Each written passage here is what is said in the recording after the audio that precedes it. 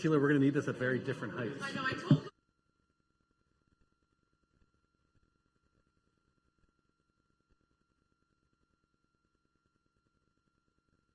All right, good afternoon, folks. We're going to get started here.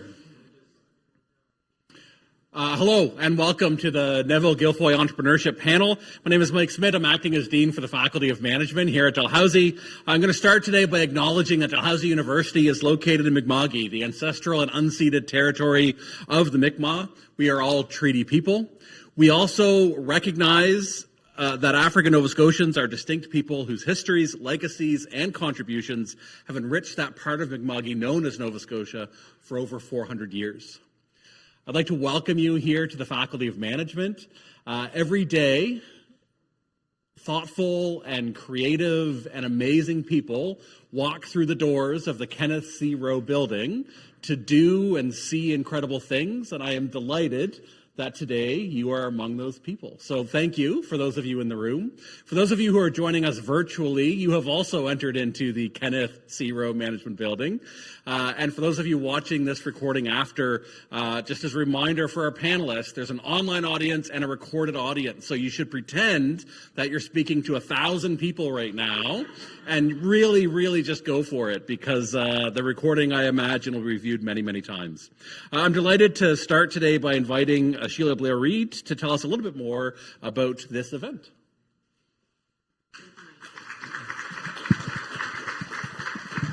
Thank you. Little height difference. So my name is Sheila Blair-Reid, and I serve as the VP of Advancement at Dalhousie University. And this is a very special opportunity for me because I knew Neville very well, and we're so pleased that the family brought a picture of Neville, Neville Gilfoy, to be here with us today in spirit. So it's my pleasure to welcome you to the 2024 Neville Gilfoy Entrepreneurship Panel. And many in the room knew Neville, but for our younger audience members, you may not know Neville. And this event enables us to keep his legacy alive. Sadly, Neville passed away, but we honor Neville with this talk and with the scholarships at Dalhousie University. And the scholarships are to support students who are following in Neville's footsteps. I was in my early 30s when I first met Neville, and that is a very long time ago. We worked in the same industry. We were both magazine publishers here in Atlantic Canada. And we were friends first, but we were friendly competitors always because we were entrepreneurs. So Neville's company, Progress Media Group, produced a suite of award-winning publications, and they were full of inspiring quality content that was timely, relevant, and helped to boost the aspirations of Atlantic Canadian business owners, those involved in the business ecosystem between the provinces of Atlantic Canada, and inspiring entrepreneurs. And Neville was many things wrapped up into a huge personality. An influential mentor, teacher, publisher, public speaker, connector. Neville was determined to help advance the conversation and culture of entrepreneurship and innovation in Atlantic Canada. His strength was in building and maintaining personal relationships, and everyone he met shared that philosophy. His personality came to life best in two of his flagship events, Face to Face, which was the only conference in Atlantic Canada for entrepreneurs, and the Top 101 Awards celebrating Atlantic Canada's top companies. It's an honor for me to be able to kick off this event because I felt the impact that Neville had in this region firsthand. I'm deeply grateful to Neville's wife, Anne Janega, here in the audience, and to the entire family that have joined us today, both in person and online, for choosing Dalhousie to have this talk and for choosing Dalhousie to be the home of the scholarships in Neville's honor. And although they're unable to be here today, I did want to recognize and thank Jim and Don Mills, two of the region's most respected entrepreneurs, for working alongside of the family and working alongside of Dalhousie to raise the funds for the scholarships. So now it is my pleasure to invite Mike back to the stage, but I did want to say that I know Neville would be pleased.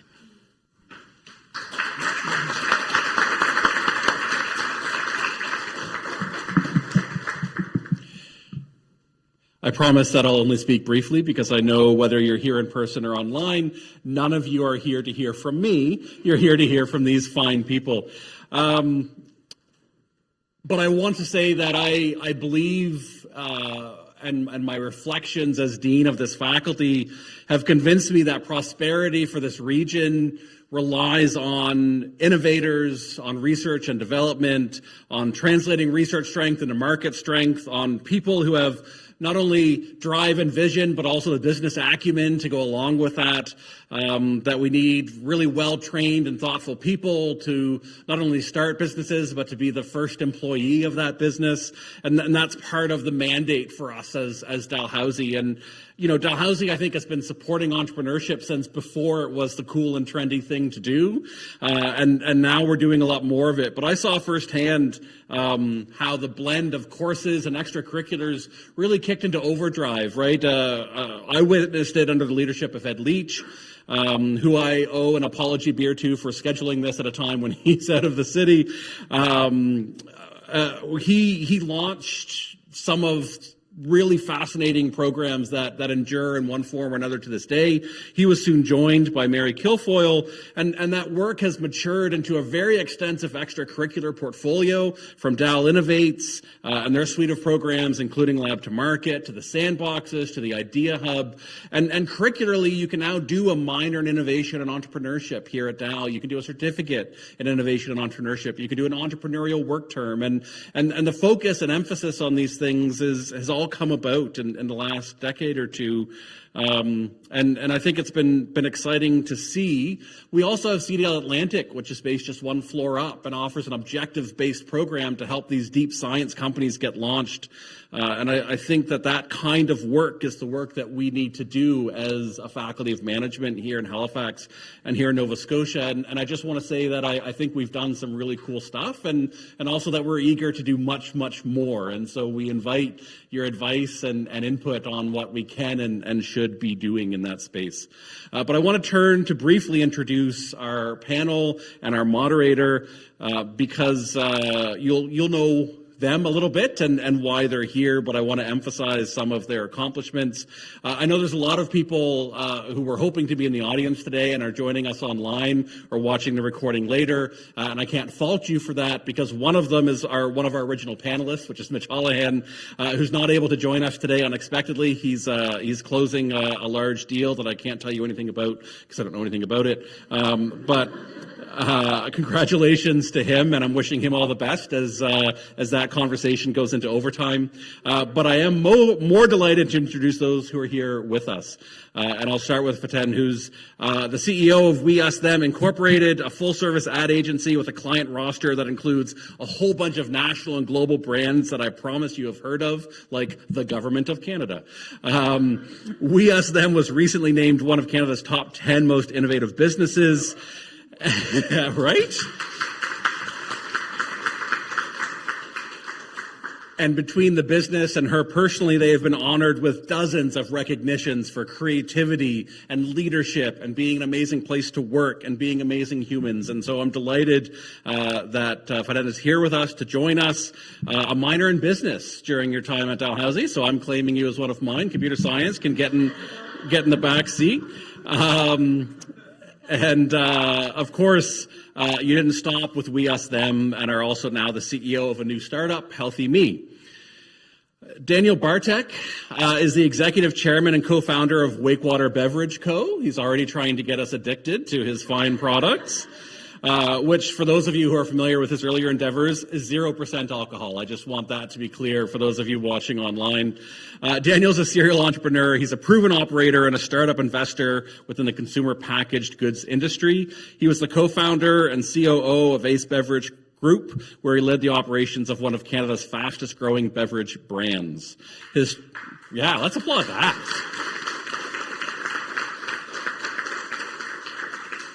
His strategic vision and operational expertise were instrumental in driving ABG's remarkable growth, culminating in its acquisition last year. and moderating and extracting every bit of knowledge that we can in the time we have from these two distinguished panelists is Shakara Joseph. Shakara is a professor of inclusive innovation here in the Faculty of Management and holds an MBA from one of the top 10 MBA programs in Canada. It's ours. It's the Dal MBA. She is a passionate business builder in our community. During her time as CEO at Junior Achievement Nova Scotia, she led them through a period of significant growth in its delivery, reach, and impact. She's worked as the Director of Client Development and Youth Entrepreneurship at the Black Business Initiative and is passionate not only about growing businesses, but helping others launch and grow amazing businesses. And so I'm very excited that she's able to join us today as moderator. And with that, I will turn it figuratively and also literally with this microphone over to her. Thank you for that, Mike. So I would be remiss if I don't describe my connection to Neville. I had the pleasure of co-locating our office at the Black Business Initiative at his Hollis Street location. So this photo staring at me is absolutely tripping me out because it feels very much like all of the experiences of him. Where are you going for coffee? Neville, absolutely. I met Neville at my time with BBI, and I had the pleasure a little bit earlier than Sheila. I was in my 20s when I met Neville at one of his face-to-face. And being one of the youngest people there, I really assumed I could hang out with the conversation and all of the activities that happened after all of the amazing panels, and then quickly realized that my 2 a.m. bedtime was no match for all of the business minds that went into the night talking about, how they make Nova Scotia the place to do business. So I'm excited for this conversation. I do believe Neville is here with us. He just would not be excluded. And so I'm looking forward to learning more about Faten and Daniel's journey and sharing sort of what the insights they have to advance the conversation around entrepreneurship. So we'll get started. This is going to be very informal. We're going to talk through sort of, I've had the pleasure of meeting both of them and spending some time learning about their stories. And so I'm going to ask you both to share with the group, both online and in the room, a little bit about what started your entrepreneurial journey. Faten, I know you have a conversation about love and business. That's where we're gonna start. So I'll turn it over to you. Is that working? Yeah. Okay, so first off, I want to say thank you for the invitation. It's always wonderful to be here. And it's just wonderful to see so many familiar faces. Aside from even studying here, working here, teaching here, so many fond memories in this building and with all these fine people. So it's wonderful to be here. Entrepreneurship started really early. I would say that, as I always say, it's part of my DNA, having my dad being an entrepreneur. So the language, the culture was in my family since I was a little kid. But when I was a first-year student at Dell, I met my wonderful partner, business partner, life partner, Ashwin, right there. And the two of us, with different skill sets and different interests, we had this entrepreneurship bug in us that we wanted to achieve so much. And it was different. I leaned more towards the creative industries, the marketing, the creative marketing. And Ashwin was in business and strategy, and he was much more competent than me in tech as well. So the two of us, when the time came, we always had it in the back of our heads that this is our dream and we can do it together because we had a great relationship that we can support each other and grow and help each other, basically. So that's the short of it. Thanks for that. And Daniel, can you share with us how you got started? Absolutely. Also, thank you so much for having us here both. My entrepreneurial journey actually started in this very room. I was in the very far back of the class, as most of the athletes do, coming late from practice, and Ed Leach was having his famous Management 1000 class, and I believe that he was the first person ever that would introduce me to the word entrepreneurship. And me being an international student, I had to Google what that means, how to pronounce it properly. I was really stressed out, but it worked out quite well. I mean, I couldn't be more thankful for the ecosystem and the environment Dal created, enabled me to meet my business partner, Ken McDonald, who went to school here with me. We brainstormed on our very first idea of launching a beverage brand at the meal hall just steps away from here. So it's been a while I've been here, but everything brings so many memories, and I can be thankful enough to be back here, talk about a little bit more about the journey. I mean, obviously, I've been now in business for over 11 years. We relocated to Toronto, I know. But it's always a pleasure to come back, meet some familiar faces, and talk to people who are just getting started or who've already been in business for a while. And happy to share some of the stories that made our business successful at the end. We did sell the business last year after 10 years. And now I'm off to a new startup already. So I'm sharing some of the pains people might be experiencing right now, which is great. We can relate. We can chat about some of the things that worked out and some of the things that didn't go that well too. Open book. You heard it first. He's an open book. So Faten, maybe we'll start with you. And so you are in a very competitive creative industry. I want to really understand, and I'm sure the group here also wants to know, how do you build sort of that competitive advantage, especially in an industry where creativity and innovation need to be married together? And then actually describing how other Nova Scotian business can do that same and can leverage some of the insights you've learned over the years. That's a very good question. So being in business for about 14 years now, and I'll start with WeUsThem. To stay competitive or to be noticed, as you start, it comes down to two things, and we're management here, so that's a no-brainer. Cost for what you offer and quality. And when we started, the decision was to focus on quality, not the cost. And with that, under quality, the focus came of how can we be the most creative to give a competitive advantage. And I mean creative in terms of all the different ways of how we can deliver a certain message for an organization, initiative, a new brand, a new campaign with something that the audiences and the consumers haven't seen before. And that whole long story that took us over a decade to perfect. And the second part of it, of course, with this creative thing is how to be innovative. And they come hand in hand. Creativity and innovation just comes hand in hand. And to stay always on top, that's what made us more competitive with everybody else. It started to attract more attention because as any customer looking for something different, they're shopping around and seeing where they can get a new perspective, a new ways, who can understand the market better.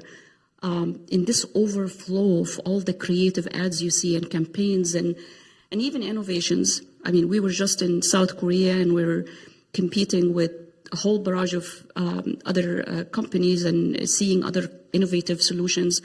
You want to make sure that whatever you're offering hasn't been done before or has been done in a better way considering what's out there. With this innovation, it took us to exploring so much in between AR and VR, and now we're building things in AI, and hand in hand, marketing, creative, and technology just give us this part of it. The second thing, and that's also in my line of work, is the culture that we fostered in the agency. In the agency world, is really known to have this rotation of you're having team to come for a large account. They stay for the length of this account with a year or 2 years, and it's done. And then this team goes, and then you start with bringing others. Depends on what's happening, and there's so many examples of that. Ashwin and I wanted to make sure that we have a different model. We wanted to offer this stability to our team, and the stability to our team created this culture of comfort and being inspired and being creative. So our clients love that, and we love that. And as we always said, we're not married for life, but it's always good. And I see a young one here that left us and did better things. But this kind of culture helped us to stay competitive. So as we retain clients, we have about 85% retention rate. And the other 15, I always say that's procurement, and they can't stay more than 3-4 years, and they have to rotate. For all our clients that kept coming back, they connected with team members, and they love to be speaking to the same team members. So it's not just Faten, it's not just Ashwin. Where's Mitch? Where's Mohammed? We loved working with Taryn, and so on and so forth. That made us competitive. As simple as it is, it was a formula that was unbreakable in comparison. And for all of the students who are listening or in the room, how do you connect? How do you build those relationships when you move into a new company or you're entering into a company for a first time? For the students? For the students. We always say personality comes before skills. I always said that, and it proved true over the years. If you are the right person, if you are interested, if you are a keener and you want to put the hours and you want to invest in yourself and your employer, that's all it takes. Skills can be taught, but personality cannot be taught, and that's an investment. The world has become really open. Everyone knows everyone, whether you are in Halifax or Nova Scotia. And we just came from South Korea meeting people that we have met elsewhere and all over the world. So you need to make sure that this relationship carries. So the minute that you step in a new workplace, you need to start this relationship and you need to invest in it personally and professionally. And I think that's the biggest advice I would give. Perfect. Thank you for that. We'll move over to Daniel, and I'm going to allow you to speak about either of your companies. So you are in two very competitive niches, and so your focus has been really like a very targeted demographic that you approached when you built your businesses. Can you share with us a little bit about the strategy behind how to build companies that service niche markets, and then how that demographic shift that you're seeing in the marketplace is playing into where you go next? Sure. No, let's get into it. First of all, you can hire a really good agency to help you with a lot of that. Yes. But if you're not lucky enough to know, if you don't know the right people, you need to figure it out. And I mean, the demographics, the consumer preferences, how to build brands that relate to them. I mean, we kind of had to learn all of that on our own. And over the years, again, I've been in consumer packaged goods for over 11 years, mostly in beverage alcohol for that entire journey. And we didn't build just one brand. We built several brands. A lot of them have worked out quite well. Some of them didn't. And we learn every single way. But putting the consumer first was something that I learned actually in school here at Dal is the most invaluable lesson. And if I learned anything else over the years, that you really need to pay attention closely to shifting demographics and shifting changes, because the industry itself over the past 10 years have changed drastically. There's certain things that are come and go, but certain things have, staying power and are, what I would consider long-term kind of a mega trends. And for us, it was identifying health and wellness as the underlying movement that a lot of businesses are now going and try to attract their consumers. But when we started in 2013, it was, very much so an afterthought, especially in a lot of consumer packaged goods places where it was just all about volume. It was about, standing out for the wrong reasons. And a lot of segments kind of were an afterthought. But ready to drink, functional beverages really weren't a thing. Fast forward to 2017 is when we started seeing some brands in the marketplace, not even our own, started to take off. And it wasn't necessarily they would position their products for that consumer, but they had one other thing going for it that made them successful, whether maybe they didn't taste as sweet or maybe they were low calorie. And I don't think the products themselves knew why they were successful, but we took notice. And it was the same time when we launched one of our, what I would say, mainstream brands, Cottage Springs, which some people of you might be familiar with, that, over 2, 3, 4 years became a national brand. Is when we realized that, this type of trend is here for the long haul. So we better innovate towards long trend and not short-term fads. And all that kind of came as a culmination for WakeWater, which is not an alcohol, but the story on that product is that it was actually never meant to be commercialized. And sometimes you can create a product just simply because you're the target consumer. And this was the case for WakeWater. It was an in-house project. We were already fully on the train of healthy, low sugar, low calorie products, but they were still drinking, unhealthy energy drinks. Not going to mention their brands, but you know who they are. We're drinking sugary coffees from our local coffee shops, but we needed the energy. We need to have a little bit of caffeine in our workload. So we created a product for us, put it in the keg for our employees in Toronto, just to get through the workday. And then we realized we were constantly running out, and we had this kind of eureka moment where, if us, our consumers, is something that we really want, and if people from offices across the street are coming over and constantly drinking our product down, we should probably create a brand that could stand on its own. Long story short, we turned this into its standalone business that I was able to now refocus on again. But shift in demographics and changes in consumer perceptions happen all the time, and you just really need to be in tune with what's going on. Otherwise, you can miss on a great opportunity. That's how a lot of our brands have become successful, by really listening to consumers. Yeah, that's great. You mentioned that you started here in Halifax. Maybe walk us a little bit through the journey of moving from a Halifax startup to a national brand. Well, it was not easy. It took some time. It took the right people. Partners in business are everything. So it took the right amount of people and determination to get us started. Small amount of funding as well. And again, the ecosystem here played a huge role. So our first funding from angel investors was here out of Halifax. And it was sort of the determination to make something happen in a consumer packaged goods.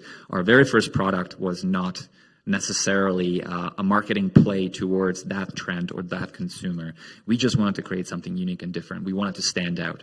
That's not a way to start. And it ultimately didn't succeed, but what it did give us was a chance to get started, talk to the right consumers, talk to the buyers, get in front of them, establish a little bit of a credibility that we're not just a couple of students with an idea, but we can commercialize something. We can produce at scale and with high quality. So it got us into business, and we started bootstrapping like any business in this room that would understand, with small budgets, no salaries, a couple of co-op students running around making things happen, eventually getting an office, growing organically, reinvesting back in the business, and taking advantage of every opportunity we had, and then really double downing on what we knew was working.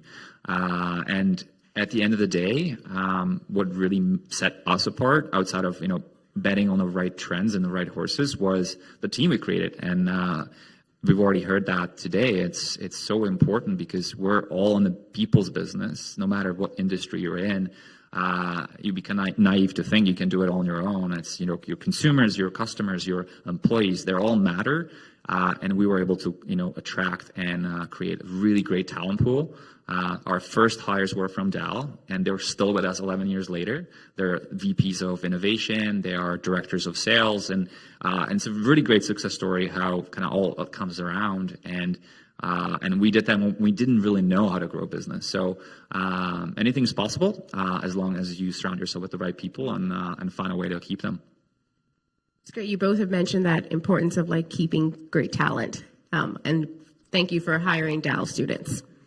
Faten, I'm going to move over to you. So your company has achieved global recognition for the work that you've done. Tell us a little bit about how you did that, and then any advice you have for any companies that are looking at, have set their sights on global expansion. The global recognition came from global clients. And similar to what you were talking about, Daniel, so when we started, we had basically two options. The first option is to compete with few giants of agencies here in Halifax, and just a few large clients that rotate between those agencies, and that's the nature of building relationships and trust, and we had to understand that being new to this landscape. So our first option was to stay and hope to land more work. And I think if we had, probably would be shut down by now. The second option was to wear our hats that we've seen with our parents. We are products of immigrant parents in business that traveled the world and that conducted business everywhere around the world. And we thought we need to take our business out of the region, nationally and internationally. And I have to say, we've never looked back. So not focusing on your geography, especially in this time and age, is a no-brainer. We competed with the best. We learned from the best. We did our hardest to impress the best. We unseated one of the leaders in the world in terms of agencies to deliver their work, as young and fresh we were back then.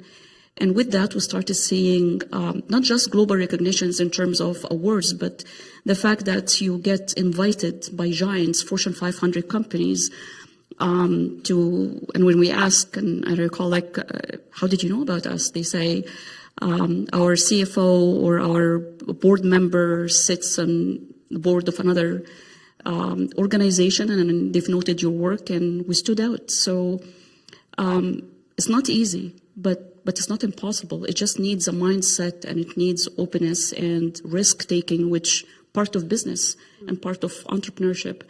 So that's our short story. Was there anything that stood out for you as when you were entering into these markets that you think this is what helped me get there? Yes, absolutely.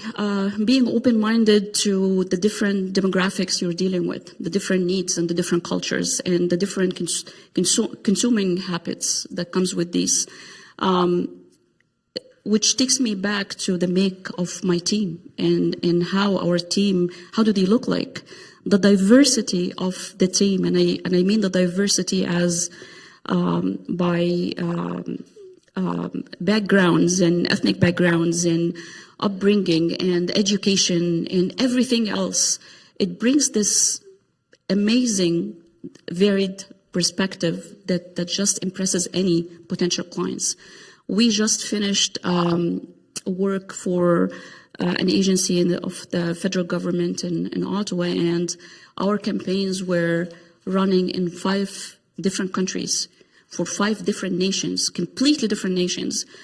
These campaigns are targeting them in their countries and targeting them also in Canada, as they are part of the ecosystem here. When we were selected because of how our exposure and how we ran successful projects and campaigns in different countries, and the data and the information that we've seen. So diversity is huge, and building this culture is not simple. It is sad sometimes to see that out of fear of taking risk, we think of a small group of audiences that we're trying to serve. But what we're not understanding is, even looking around us in Halifax has become a melting pot of different cultures and investors and people living here. So we need to have this expansion as we do business. So I'm going to ask one more question before I open it up to the room and online.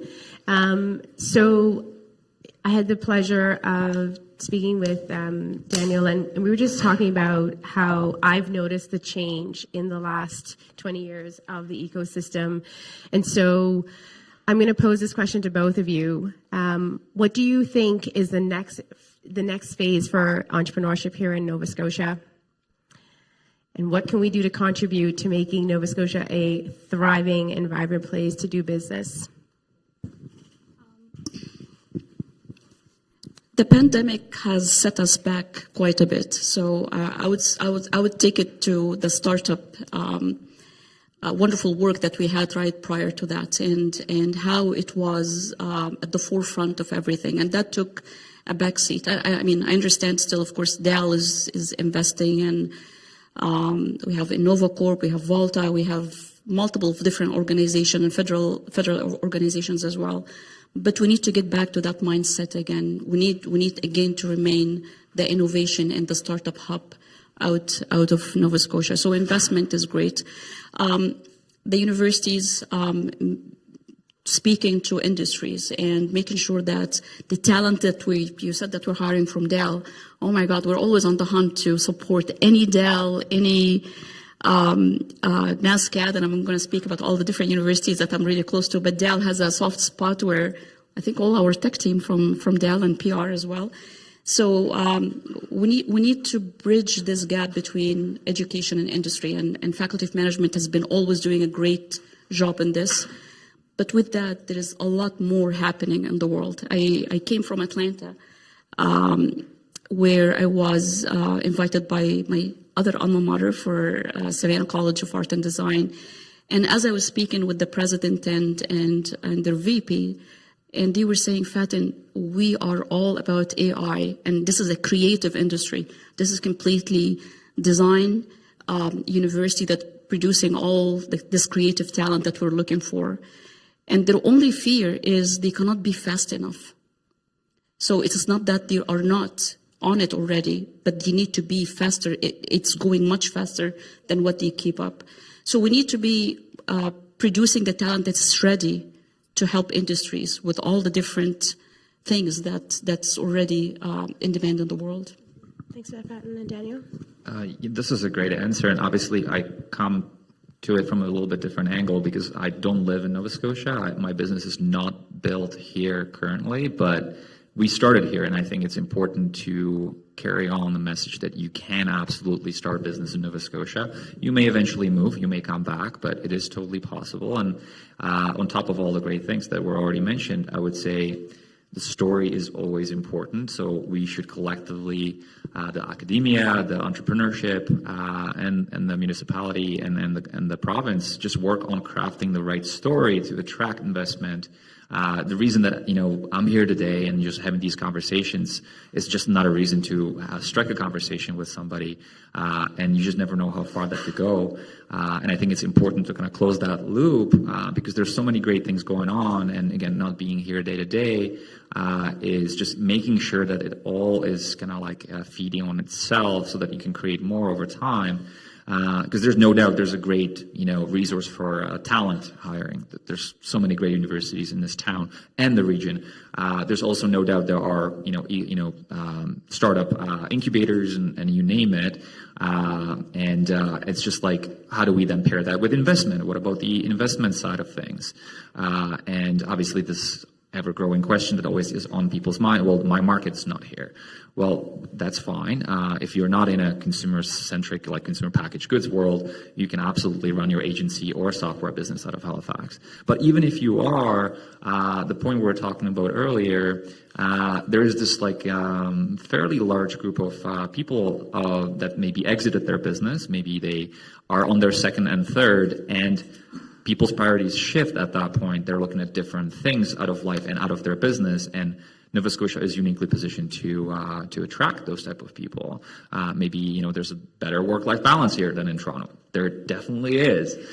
There's no doubt about that. How do we accomplish telling the story of that at the same time saying you can still run your business and be productive and effective? So I don't have all the answers. I think there's been a great movement that kind of started, probably before my time, but I can only relate to what I've seen, and it's really great to see that it continues taking momentum, and just more of that exposure to New York, to Toronto, to other hubs. That's great because they have great things going for them, but there's also a lot of negative, right? So having those conversations, bringing people back, and it's okay letting people go for a period of time. They will come back if they have a strong connection to the community, to people. I think that's just super important to make sure that the loop doesn't just leave and it's closed. And there's always a reason to have a conversation, have an investment, buy a property, invest in a business, come back as a mentor, whatever that is. You never know. We'll get you back. I'm here. I am going to now open the floor up for questions, and this has been a fantastic panel. I really enjoyed my time with you. I'm going to go off and teach some students now. Mike will handle the questions from the floor. But it was lovely meeting you both and spending some time with you.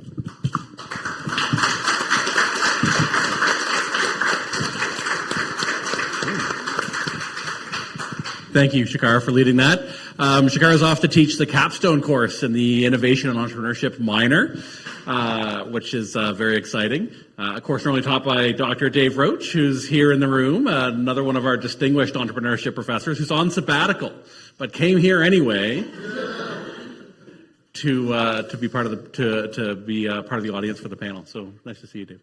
We'll turn it over to you. Shakara was here for the hard parts. I'm here for the ability to point and say you. So that's my skill set.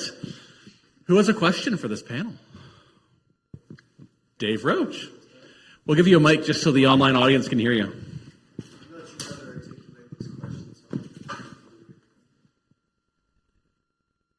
Okay, thank you.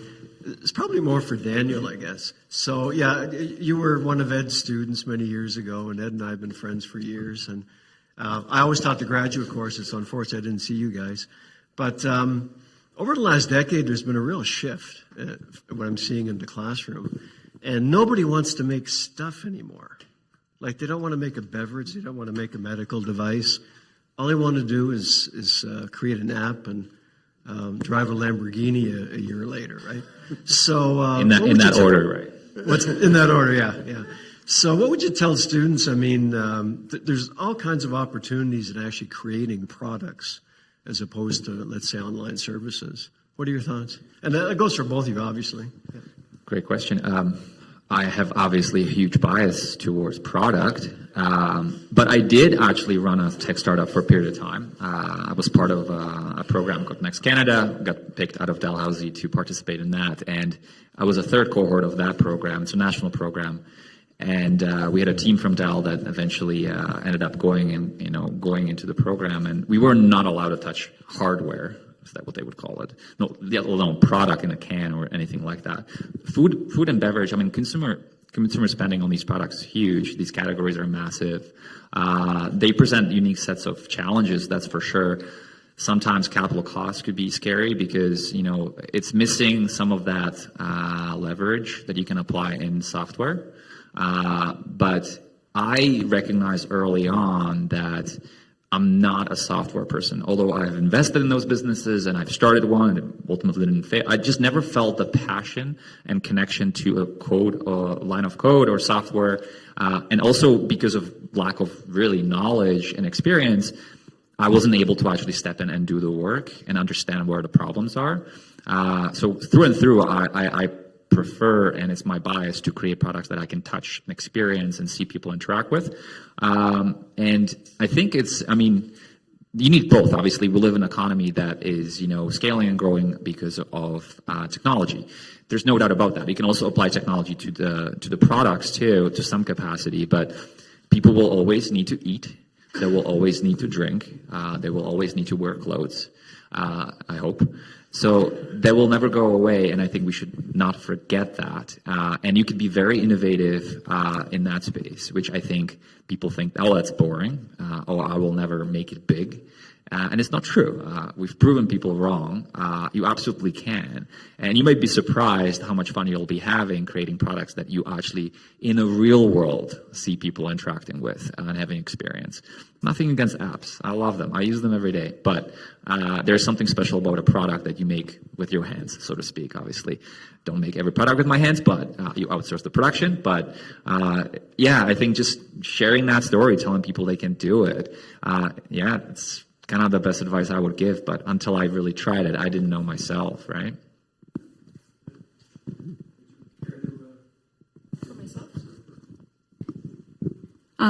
Well, I'm going to speak on the flip side of that. The business it is not just an app anymore. It has become so competitive that it needs to deliver something that is not done before. So innovation comes on play here.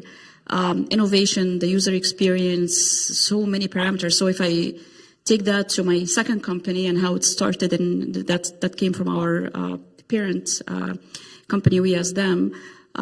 we wanted to improve the healthcare experience. And sure, you can package that in an app because the innovation is required, but it is solving a problem that when we started, we thought it's a problem that we're having here and across Canada, which is the wait time for a patient to see a psychiatrist in mental health specifically is from 6 months to 2 years. How do we take care of them? And we started with young ones. How do we take care of them while they wait? How do they wait better before they deteriorate until they see the help that they can get? That started wonderfully here. But so first, the collaboration to make this work for a patient and for the caregivers and work with the healthcare system in different countries with different complications and how to integrate and so many other barrages of it. As we perfect that as a service, it made it a unique solution that got us, I'm tired traveling the world. But from South Korea, we were supposed to be in Hong Kong this week, and our trip got canceled for other reasons. And if one thing is the innovation and understanding a need, and understanding that not everyone wants to reinvent the wheel, had made it what it is right now. When we go and we speak about it and we market it to those who have not invited us, so we're just entering a room and they don't know what it is, and we first start by saying this is not the Calm app, and nothing against the Calm app. I've used it a little bit and it's wonderful, but this is an app that integrates, that's based on clinical research that's being used in 40 countries right now in a physical setting. But with everything is happening, how do we make the life of a patient better? How do we make the life of a physician better? When they receive a young one in crisis, they want to make sure that they're not left alone, and they need to know what exactly happened to them in the 6 or 8 months they're waiting. So products are great, and don't get me wrong, I'm in Atlanta opening shop right now, and I'm focusing on luxury and beauty and Coke, our newest relationship. So Ashwan always, I'm sorry, and I'm gonna drink yours because I said no. I had no idea that was yours. So had really great discussions, talked to relationships, and it was the global chief marketing officer of Coca-Cola, Rafa, and we were co-hosting different events, speaking, et cetera, and one thing led to the other, and here we are getting together in business to market Coke to the newer generation. So Coca-Cola is not the antiquated old drink anymore.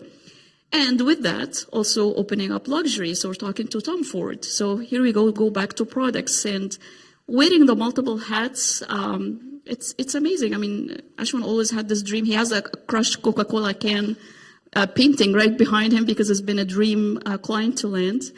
And here we are, so shifting between the service and the product, and they're both equally important. And as Daniel rightly said so, people will always want to have cool drinks to have, and people are moving towards healthier drinks. So they want to have the enjoyment and the refreshment feel of a drink, but they want to make sure that it is healthy and it doesn't have anything that causes any health issues or sugar or whatever. So I'm going to open it right. It's not made by Coke. So that's it. Thanks. One thing I would just add to the original question from the student, if the student thinks he wants to or she wants to create an app, service, or product and then drive a Lamborghini, probably the wrong idea to start with. That's probably the wrong motivation. It's probably not going to work. Good, but. The thing I love about the way Dave teaches entrepreneurship, and what I heard very clearly in your answers, is that what you're doing needs to be anchored very firmly in reality and real human needs. And I think that that's a piece that isn't quite captured in the I'm going to build an app and then drive a Lamborghini vision. It's similar to my daughter wanting to become a YouTuber. Sorry, honey. Maria. Thank you very much, Faten and Daniel. It's so great to hear about your successes. I think all of us at DAL I haven't met you, Faten, but I think we are all feeling very proud and happy for you. So I would like to take us on a different direction, though, because it's great to hear about successes, but if you think about the statistics about entrepreneurs, they are not really in favor of entrepreneurs, with the 1 in 10 only succeeding. So I would like you to reflect on the power of failure. I'm pretty sure that both of you have experienced setbacks, maybe made mistakes, or maybe even failed spectacularly. Could you tell us maybe about one of these moments, and most importantly, the lessons, and how did you overcome it for those in the room or online who might be entrepreneurs or might be thinking and being afraid of taking the risks? I'm pretty sure that you probably learn a lot from those circumstances. So if you could maybe share some of those insights with us. I'll go out of a whim to say it. I don't know if you have enough time to share everything, because every journey of entrepreneurship is paved with those near failures or the near bankruptcies, you name it. So, I mean, we're also, as entrepreneurs, pretty good at ignoring the statistics in this case. I think, we just look at the 10% as being the most important. Quite frankly, we don't probably even think of that number. I mean, for us, nothing we've done came easy. Like, I would say every milestone we achieved came on the back of something pretty bad happening, whether it was our first product ever rollout in the LCBO in Ontario. Instead of going to stores and promoting it, we had a recall because all the bottles were exploding. Not our fault, but nobody cared. So I was going to store apologizing while making their floors messy. That was not how we wanted to start. And back to running out of money and making tough decisions and questioning whether this is really the right path for me. That's been there too. But as long as you can push through those and always kind of see what could be next and how you can survive, then it's just these ebbs and flows. They're just inevitable. I always whenever things are going really well for a long period of time, I'm uneasy, and I tell my team, brace yourself. Something's gonna break. It's gonna be okay. But it's just, very rarely you hear the story someone creates something and it just works out. And if you hear that, it's probably a lie in PR, because it just doesn't. The world doesn't work that way. It would be too easy.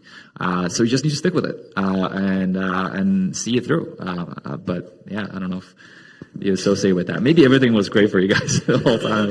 Everything was great. Actually, I don't want to put you on the spot here and use the gray hair things. So,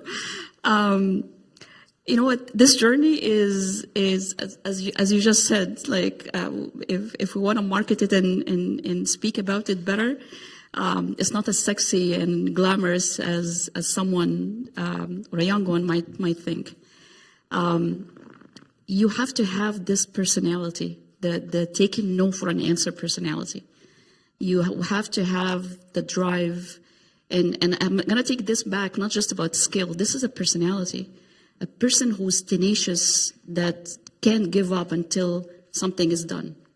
And I know that it could flip to a negative, because sometimes you need to stop and give it up at some point, but others don't. And so tenacity, lots of hard work. This work-life balance, I don't think it existed in my world, maybe until now. We were just talking to Laura about vacation.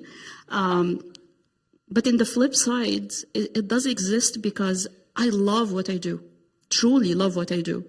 Walking into my studio, and I have one of my team here that's pointing the camera at me, and she can speak to how I'm excited about everything I do. And I'm challenged with every problem, and I can't take no answer that I'm being defeated. We're going to get it done. Does it take a toll on us? Sure. Is it harder? Sure. Do we fail? Sure. But you know what? I sleep it off, and next day I'm ready to tackle it again. This kind of formula, not everyone want to sign up for it. And to be the kind of person, you need to have the right people around you. That's the second thing. So if you don't have the right partners, the right team, if it's not for the faint of heart. If they don't have the same drive and the same energy, they just pull you back, and that's not what you want. So there's lots of I wouldn't call it failures, but challenges and sure, failures, lots of money mistakes. I mean, I remember like in our first year in business when our wonderful young accountant told us that I can't remember even how much money we lost. I was like, what? Like how? And basically it was you remember. Okay, that's good. It doesn't make me feel bad now. And it was over a very simple technicality. We didn't understand how to set up the business in a certain way, and it was expensive, right? So there is a lot of learnings to be had. The thing is, you have to have it that you get up, roll up your sleeve, and okay, I learned. It makes me stronger, not weaker. And that's how entrepreneurs stay, and that's how they grow. And sometimes it takes longer. So it's not something that will happen in 2 years or 3 years. You need to be ready for the long run. And any entrepreneur successful one will tell you that. There's also this, cliche saying, don't repeat the same mistake twice. You don't have a second time in business, typically. Like, you only have one chance to do it, right? And if it didn't work out, you got to learn from it. What's the lesson? Move on. We've made a lot of mistakes, but very rarely we would do them twice in the same way. So there was always a lesson to be learned, and we try to apply it. I think that's where a lot of failed entrepreneurs, get it wrong. They're too stubborn in a way of not realizing their own, wrong way of doing things. Sometimes you have to fail, and if you don't fail, sometimes it means you're not trying hard enough. That's another thing I've been telling my teams lately, or the businesses that I work with, is, because you haven't had a failed launch or a failed campaign or a failed social media, whatever, it just means you're not pushing the boundaries enough, probably. Especially as a startup, you're allowed to fail as long as it's not critical. You need to identify what is critical that you absolutely can fail on. Like, you can, mess up the financials, you can't run out of cash, sure. But outside of that, you need to experiment and push the boundaries a little bit. So failure is good, as long as it's healthy and you know how to bounce back from it. Wonderful. I'm going to go to one last question, even though if I was making eye contact right there with Shelly, she'd be telling me to wrap it up. Yeah, so both of you mentioned money problems when you're talking about the growth stages of your businesses.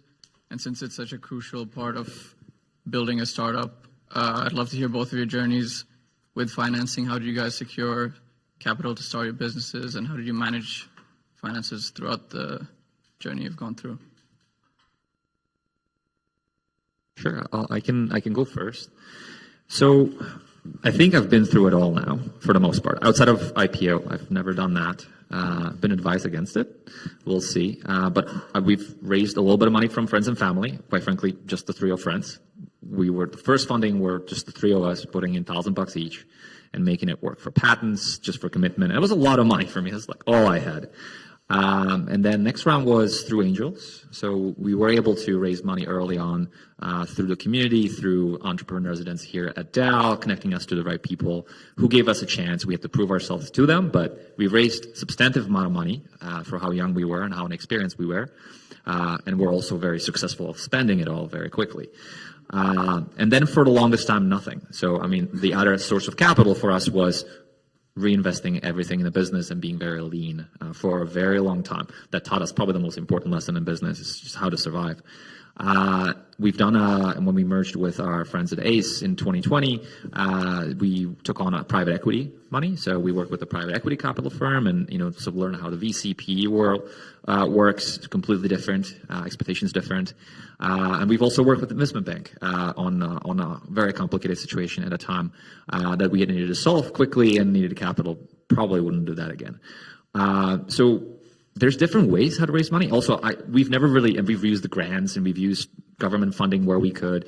For our new startup, we use funding for hiring co-op students. There's lots of great programs out there. And I know people that have run their entire business on credit cards. That's unadvisable probably, but you sometimes do what you have to do.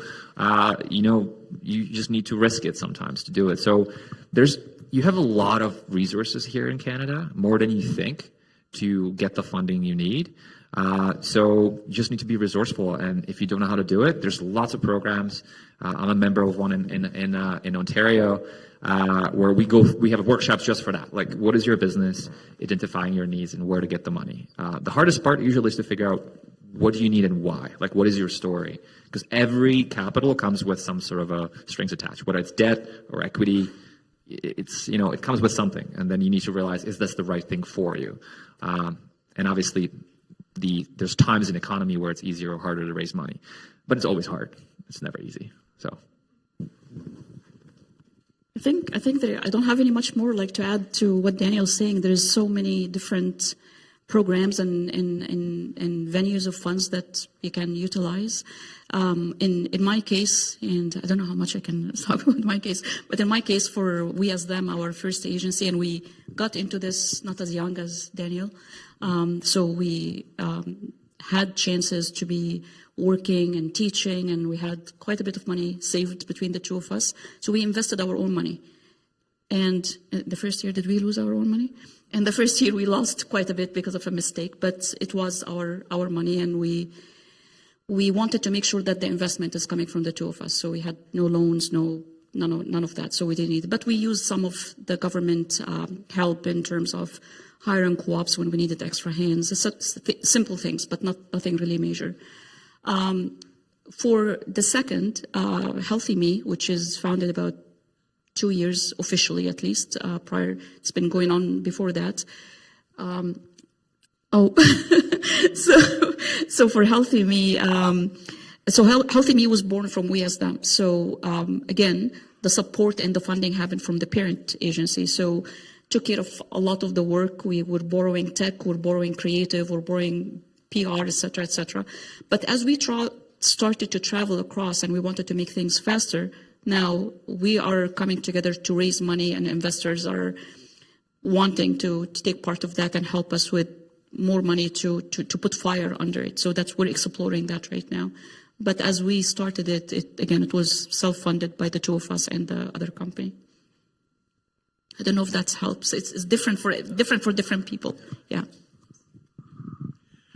Okay, I'm going to end the formal everyone's here part of the Q&A, but for those in the room, I'm delighted to say that right outside the room we have time for a mix and mingle reception where you can ask any questions that you didn't have a chance to ask of our two panelists, or anyone else you want, but I suppose I'd probably start with the two of them. I'm just turning to my schedule here because it's actually my pleasure now to invite Jamie Gilfoy forward to close our event today.